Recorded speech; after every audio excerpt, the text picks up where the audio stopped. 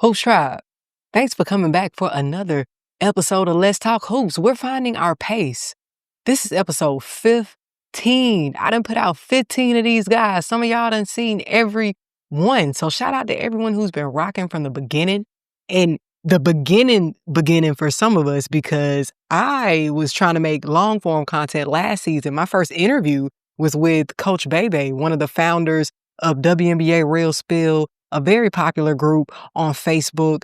And I just appreciate everyone who's been with me on this journey. I don't take any of that for granted. I've made real connections from talking to people here, and it's truly changed my life. But today is a busy episode. We'll get into the WNBA rankings. I have a special guest, Erin Ivey. We're going to talk Aces versus Lynx. We're going to get into a little Indiana fever and Caitlin Clark, Angel Reese versus Chicago, and what the heck is going on with the sale of the Connecticut Sun team. We'll close the show by bringing you into my coach's corner. Now, without further ado, let's talk hoops. Let's talk hoops, let's talk hoops, let's talk hoops. What's the scoop, what's the scoop, what's the scoop?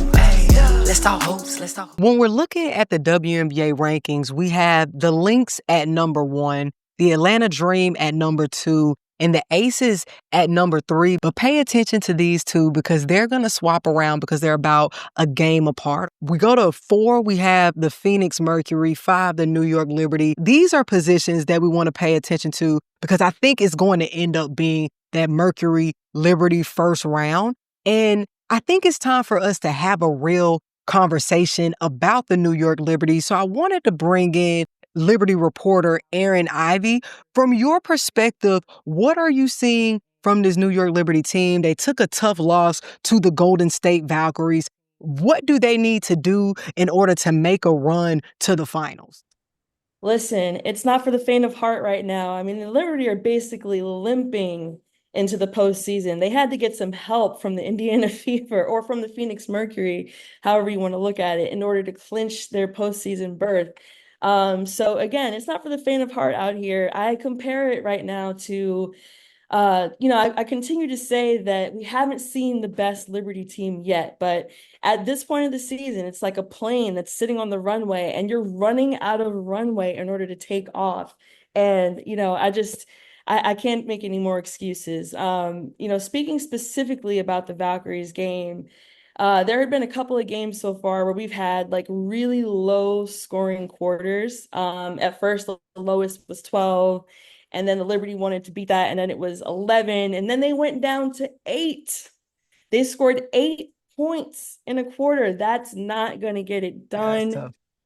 It's not going to get it done. Breanna Stewart is quoted as saying, "Not good enough." And that's really all that puts a nice little bow around everything we're talking about. It's just not good enough. With the moves that they made, the box office move with Emma Meesseman, how do you feel like she's shaping up? Do you think that deal was worth it? Right now, honestly, I'm hoping that we don't have Cheryl Reeves' comments to bite us in the ass and saying that she chose the wrong team. Because I bet you she's looking around right now like, wait a minute.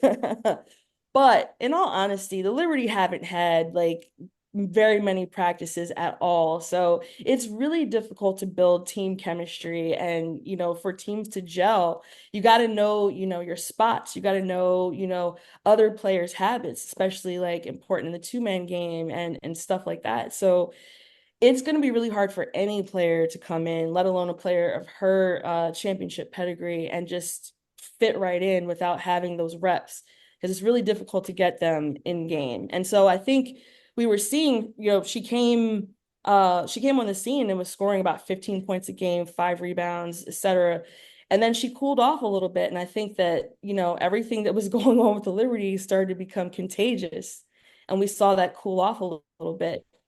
So I'm definitely a little bit concerned there. But I honestly feel that the Liberty are going to get more and more practices from here on out, and that's going to help with her acclimating to the team. Looking ahead, what team do you think is their best first round scenario? I'm going to have to agree with Jonquel Jones. She said that, honestly, I don't think any team wants to see us. I would add a little bit of an asterisk to that because I have to concede with what we're seeing here lately. But I know that when the Liberty are right, there's no team that wants to face us in the first round. The way it looks right now is we're going to match up against Phoenix, who we've had some trouble with this year. I think we're 3-1 against them, and just dropped a pivotal game against them within the last week. But if I had my picks, if I had to choose who the Liberty are going to face up with, I think we match up well with the Valkyries, honestly, we just saw. I would take them. We need to get something back. Thank you, Erin. Moving on to number 6, we have the Valkyries, number 7, the Indiana Fever, and then number 8, the Seattle Storm. There's room for movement. The Sparks are still inching their way to playoff territory, but we shall see. I'm going to let you know now, my hope is for the Aces to make it back to the finals, and I think that they're going to have to go through Minnesota to seal their championship. So I want to get into the matchup between the Aces and the Lynx because it had a lot of implications, right? We have the MVP storyline, and then we also have arguably the 2 best teams in the league. The Aces look at full form to me, but you still have Coach Hammond and the players themselves saying that we're still working towards something. They still haven't peaked yet. And it's like, man, if you haven't peaked yet, I'm scared of what it's going to look like when you actually do, because this Lynx team really played good basketball. This wasn't a matter of the Lynx having an off game. This was a matter of one team was better than the other. When we're looking at the numbers in this last matchup, both teams shot better than 50% from the floor. Both teams were better than 40% from 3. Each team had 12 turnovers, even on offensive rebounds. So it's not the X's and O's. This is who wants it more. And when we're talking about dominating the game, A'ja Wilson is the example we should look towards on both ends of the court. When you need a get-ahead basket, A'ja Wilson taking it downhill is a sure thing, and she don't have to bank on the referees. She's going to get it off the muscle, whether she get the foul or not. Hey! And if she's not getting to the lane, she hitting you with the shimmy. Now she's expanding her range to the 3-point line. It's getting spooky. Now, before this game, I said that it would decide the MVP. This game would be the MVP decider because at this point, it's going to be between A'ja Wilson and Napheesa Collier. Although Alyssa Thomas is in the chat, yeah, Alicia Gray is in the chat, but it's going to come down between these 2 players. But I may have spoken prematurely because when I look at the numbers, when these 2 go head to head, it's almost identical. Well, let's look at it. A'ja Wilson is averaging 18.6 points against the Lynx, 6.5 rebounds, 57% from the floor, and 1.6 blocks.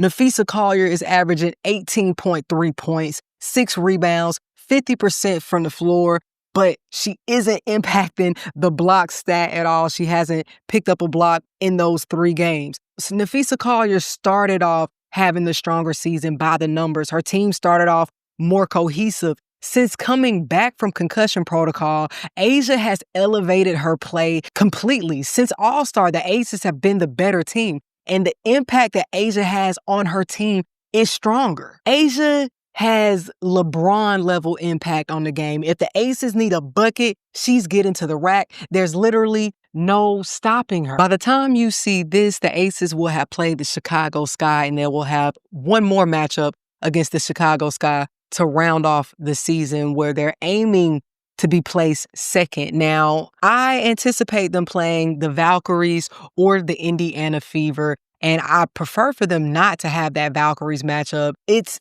difficult coaching against a coach that knows your playbook, and that's the situation between Coach Hammond and Natalie Nakase, and the Valkyries almost pulled a win off on the Lynx. So this is a very capable team, and they're not a team that anybody wants to see in the first round. But I'm sure the Aces are well equipped for any first round scenario. Speaking of the Indiana Fever, Caitlin Clark has been ruled out for the remainder of the 2025 season. The Indiana Fever org says that this was a big decision and they were having their future in mind when making it. And it sounds like a lesson could have possibly been learned from the beginning of the season, because if they had have erred on the side of caution in the beginning, maybe they would have their star player in the playoffs. The bright spot in this is it just gives Caitlin time to get better, right? I don't know how much she's improved based on what she showed us in this season from her rookie season to now. We hadn't seen many changes. We saw some spikes in her turnovers. We saw a little bit of growth in her mid-range, but this just gives her time to cook and to also grow in the leadership role, because right now she has a unique opportunity where she can lead from a different perspective because now she's off the court. I think her behavior lately has been a distraction. Like all of the antics on the sideline where she's going off and having to be held back from the refs, or just getting too involved emotionally into the game instead of locked in on the game plan. And I understand that you can do both, but watching the games, if it's that part that's magnified the most, and at the same time, she's a role model at this point. I don't want any of the players that I coach to start getting the mindset that they can just do that if they have to sit out a game. When you're sitting out a game, you should be like another coach. How can you be helpful? And that's not helpful. Like Aaliyah Boston taking the time out that she trying to get off the court, the game is over, and she got to hold you back from the referee. This is crazy, man. You got to grow up. And Maya Moore alluded to that during her Jersey retirement when she was asked about Caitlin Clark and what piece of advice would she give to the young star. And it was leadership, to grow as a leader, because that's going to help push forth everything else, because she's uber talented.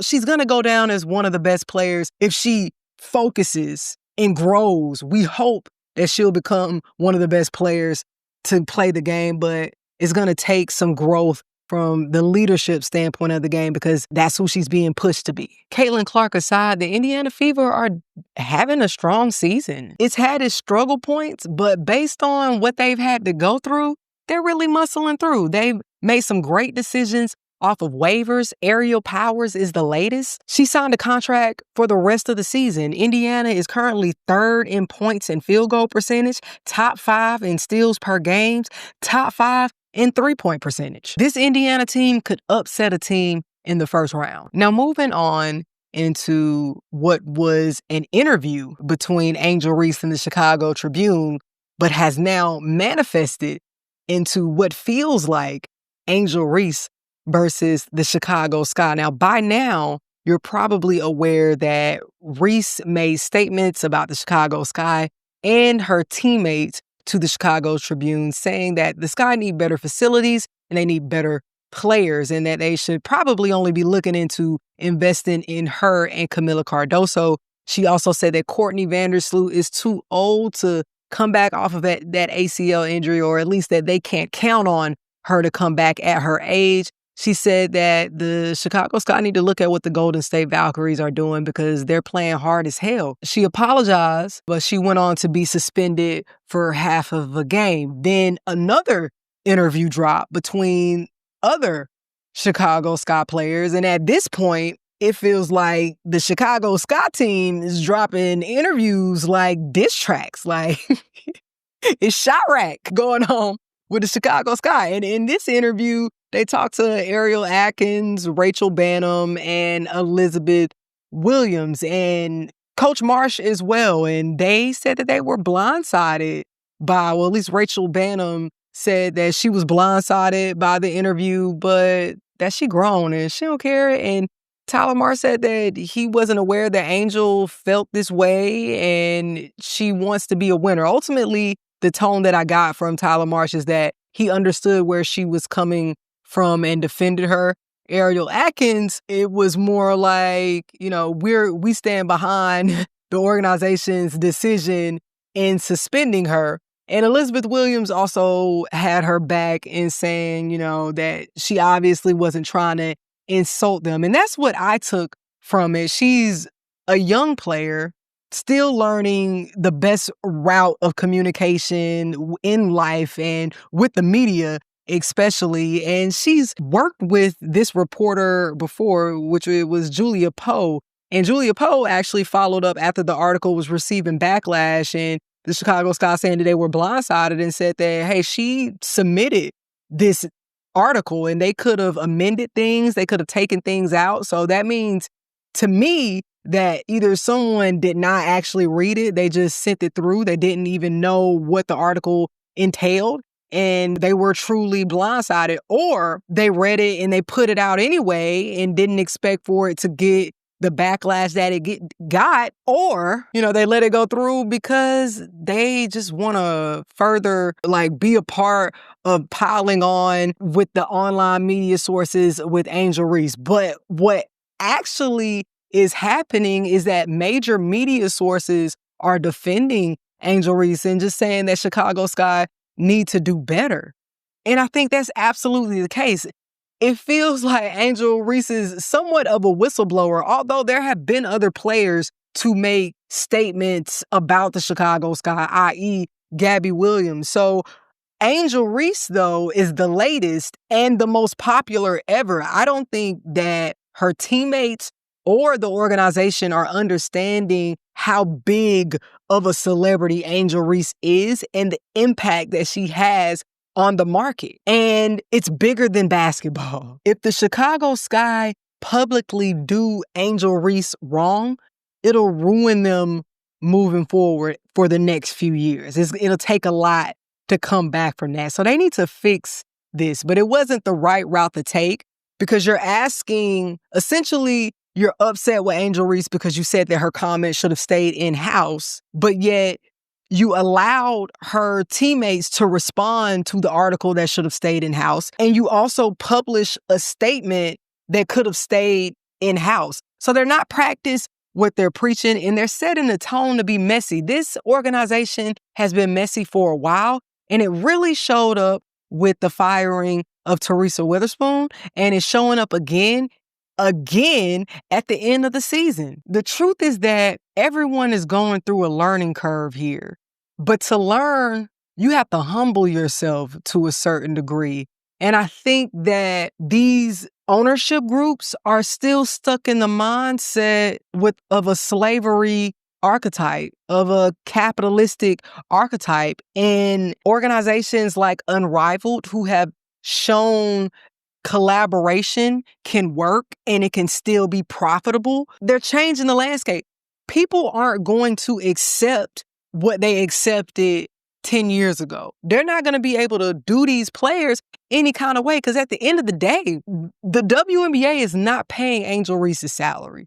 She doesn't need this. They need her at this point. There should be standards set by the league. There should not be multiple players in a professional league that is the sister company of one of the most profitable leagues in the world. They should not be wanting for anything. There should be standards set where if a team is going to be added, if we're going to expand our league, every team has to have a bare minimum of a practice facility that's not a high school gym, that's not a community gym. If you're going to want a team, you got to house this team and you got to pull the logistics from the standard that the Golden State Valkyries has set, the Phoenix Mercury has set, the Seattle Storm. There are teams. It should not be such gaps across the league at different teams. And when I look at it from the perspective of one of Angel Reese's teammates, I can understand there being a struggle there. I can understand it being difficult at times, being the teammate of a celebrity where you don't know what's true or not because all of these storylines are out there. And then she has a fan base that's different. It's on another level. It's fanatic level. Dana Evans alluded to it during her exit interview when she talked about some of the people that are saying that their fans are nasty. Now they're under a microscope. If they don't play well, they're getting bashed online. This is new. This is different because this is Angel Reese's impact on the league directly. And since they're having to deal with that, they have to give themselves grace, but there also has to start being things in place like, okay, we need mediation maybe. Maybe some of us need maybe we need group therapy as a team. That has to come in the CBA. that has to come in the insurance. So I keep bringing up the CBA, and it brings me to the Connecticut Sun and all of the messiness that's going on there, right? Because Steve Pagliuca offered $325 million for the team. Apparently, Khaki didn't bring it to the board of directors or the board of governors, and they blocked the sale of the team. Now the WNBA, now the league wants to buy the team from Connecticut so they can relocate it to wherever they want to take it. So state leaders in Connecticut proposed buying a minority stake at a valuation higher than the W's offered, and they would pair it with other facilities in Hartford. Now, I don't know what's going to happen with the Connecticut Sun, but at the very least, I can say that they have a bright future in their roster with the rookies. They pulled out a strong win over the Phoenix Mercury, and that is no pushover team, but Lakin and Sanaya Rivers, they are very poised. They don't look like rookies. And Nisa Morrow had a big game, almost a double-double. She pulled down 13 rebounds, had 9 points. I think they have strong leaders in Tina Charles and Marina Mabry. If those two stick around and they continue to build around the rookies, after this season, there's no reason Sanaya Rivers should not be in that starting lineup. Her and Layla Lakin together would be a powerhouse. That's how a lot of it is running naturally throughout the game. So I'm just looking for growth in Connecticut. Hopefully they figure out the administrative side, the logistics, because these women deserve better. What's going on, Hoops Tribe? I just finished up my Sunday session. Every Sunday I meet with the client, and that's the only day that we meet out the week. And that's hard. It's hard to cram everything you want a player to learn in one session. It's an hour long. And before we got to the hour-long sessions, they were shorter than that. So I'm starting from scratch. I'm really building a foundation, and doing that today, it just dawned on me how this parallels real life, how I've broken things down for this kid, but sometimes I have to break things down even further in the session for him to be able to digest the lesson that I'm attempting to teach him. And that's so much like life. It's one step at a time. Okay, he might not be able to get the short corner swing through into the layup. Maybe first he need to work on catching it and swinging it through before we focus on the layup. Sometimes I have to focus on one thing in order to find the consistency so I can continue to build on the other things that I want to do. As critical I am of WNBA players and coaches, I'm that critical of myself. I'm always trying to find the best way to do something, the most efficient way to do something. And especially when it comes to putting out this show. I love talking hoops. I love that people love listening to me talk hoops. And I want to bring you the best quality product as I can. And I want to continue to get better at that. And I also want to do it while balancing things out in my life. Because there's so much. Like, I'm a whole adult with a full-time job, in a relationship, with a family that I love, with other obligations and interests. How can I break this Let's Talk Hoops Women's Basketball 365, my contributions to it, down to a point where I can do it efficiently, I can do it in balance with other things in my life? So that's just been what I've been sitting with, is one step at a time. And that's the lesson that I wanted to bring you all with today. Some things you have to break things down and understand that it's one step at a time. And as long as you're completing that one step, you're going to build, and it's going to grow, and you're going to reach that goal that you have in your future. I'm going to leave y'all with that today, and I'll meet you back here next week.